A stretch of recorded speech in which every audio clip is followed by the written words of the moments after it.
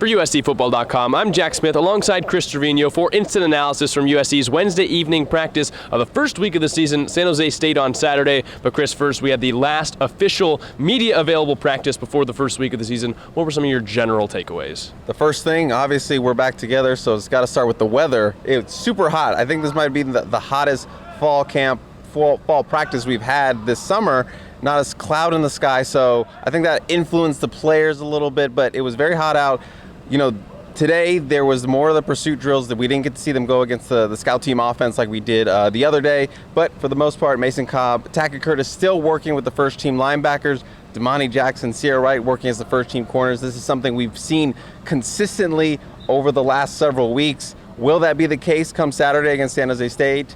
We can't say for sure, but I feel good about Ceyair Wright. Domani Jackson seems to be surging. And then we're going to have to see with Tackett Curtis and the freshman. Feel good about Mason Cobb. But again, a lot of things can happen between now and Saturday, but looks like some young guys might be getting the opportunity to play a lot on Saturday. I think maybe the most newsworthy thing came around the linebacker room today. They were doing a wrap-up drill, and an incident, I think you would call it, occurred during practice. You want to tell the fans what you saw? A kerfuffle, if you want to use that terminology. But yes, we had our first fight of any USC camp. It's been a long time we've seen one. I love a good USC camp fight, even though this is technically, game week. But we saw a little snafu. Marion Peterson, the freshman running back, and linebacker Chris Thompson got into it. Obviously Chris Thompson's wrapping him up. He kind of hit the wall a little bit, kind of rode him a little bit out of bounds. I don't think it was intentional, just, got away from him, and then that turned into shoving back, and then we got people swinging, and then, defensive assistant jumped in there and pulled them apart.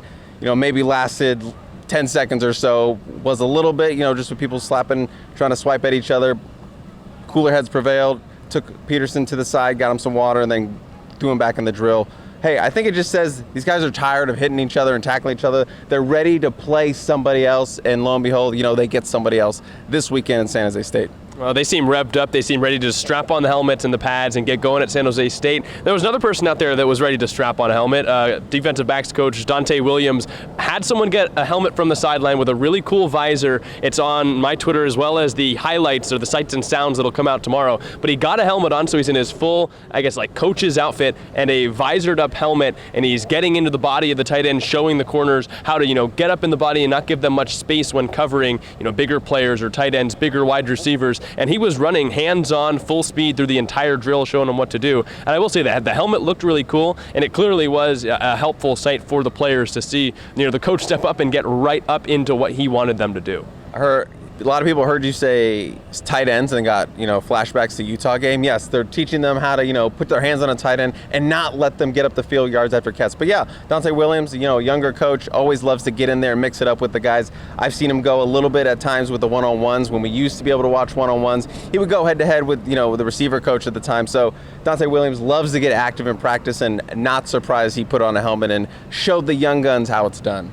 Well, we didn't get to talk with either Lincoln Riley or Alex Grinch today. They were yesterday, but we did get to talk with wide receivers coach Dennis Simmons. He had a couple of notes, and what were some of the biggest takeaways you had from what he had to say? Obviously, they're going against San Jose State, and San Jose State, one of their strengths is their secondary, specifically their safety. So he was asked, what stood out about that group on film, and he said the biggest thing was they're not intimidated by anybody. They're willing to go in there.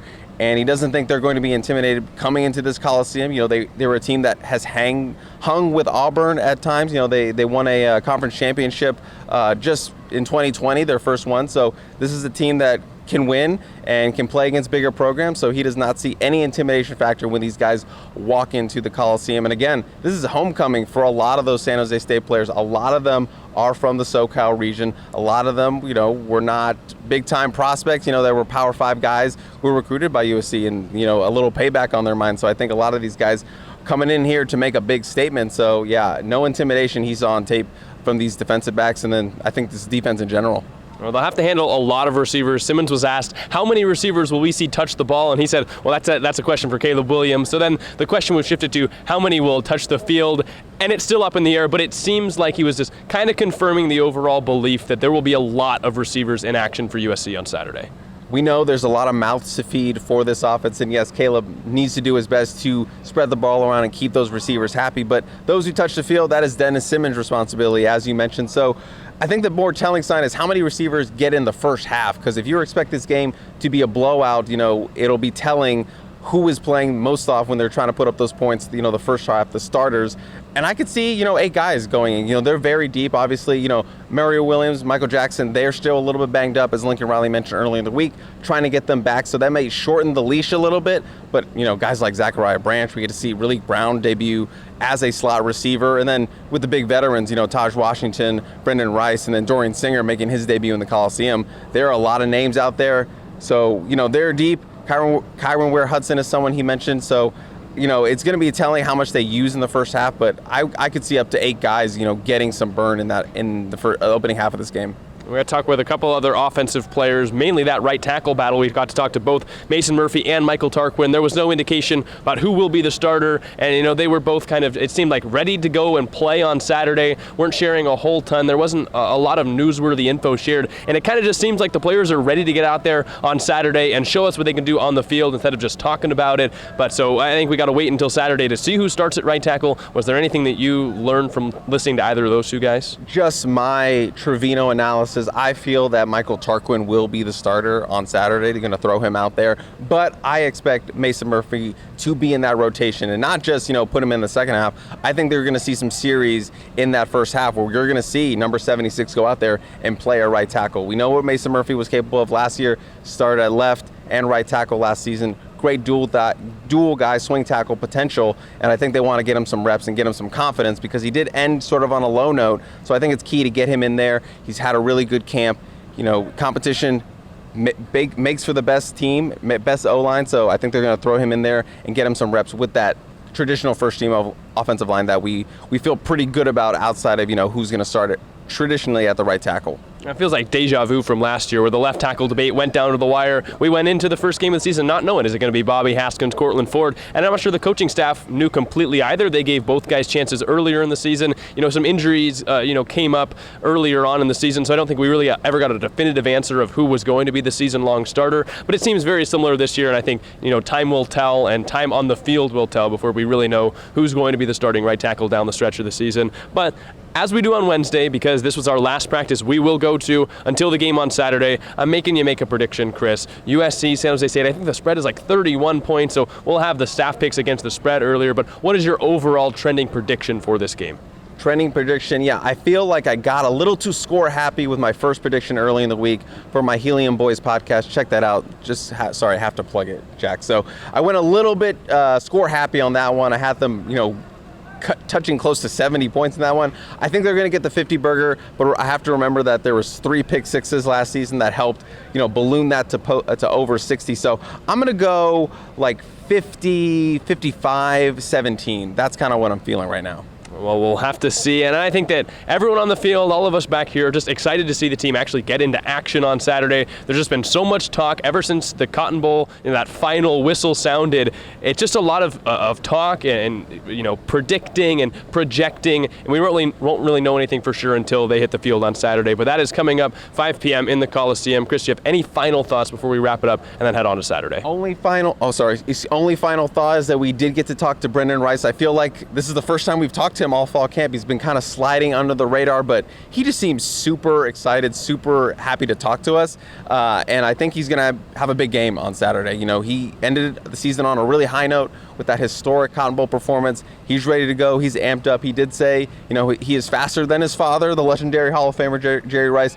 And he said he's a better route runner than him too. So he's like, I'm just going to leave it at that. Also, this team has more size on the wide receiver room. I asked him about that because Brendan Rice was the tallest wide receiver last season at 6'2", 6'3", whatever you want to measure him at. Now they have Jacoby Lane, 6'5", Deuce Robinson at 6'6", and he pointed out, those guys are Arizona guys like him, so they're like his little brothers. But it's one of those instances where they're a little brother that's taller than him, so he's literally looking up at them, much like I do with you on Instant Analysis, Jack. No one's going to be debating who's taller on this when I'm on with you. But yes, Brendan Rice, very happy about having some bigger body wide receivers and excited to see how those tangible, their bodies and their hands and having all that size and one-handed catches, how that manifests this season. So 2 young freshmen, but I think we could see them as well on Saturday. Well, he didn't say that he was faster and a better route runner. He said that Jerry said that Brendan was a faster and a better route runner. So you heard it straight from the GOAT of wide receivers, talking well about his son. At least that's what Brendan said. So maybe we got to take it with a grain of salt. Who knows? But it definitely interesting. We'll see Jerry, I'm sure, a lot on the sidelines. So we definitely, if we get up to him and say, hey, did you actually say your son is a better route runner? Faster, I can see. But route runner, Jerry, break it down for us. Break it down for us. Apparently the GOAT speaks and he says that Brendan Rice is, I guess he would be the best route runner of all time. Yeah. But we'll see on Saturday. We'll have a Zoom with Lincoln Riley tomorrow, the last time that we'll speak with anyone on the team before Saturday. So make sure you're following along on Twitter and on the Peristyle for updates about that. There's a 50% sale right now on the website, so make sure you're going to subscribe. Amazing content so far, and it's only going to get better as the season goes on. But we'll kind of just pass the time until Saturday, and we'll have more content coming out then. But for Chris Treviño, I'm Jack Smith, Instant Analysis, and we'll see you on Saturday.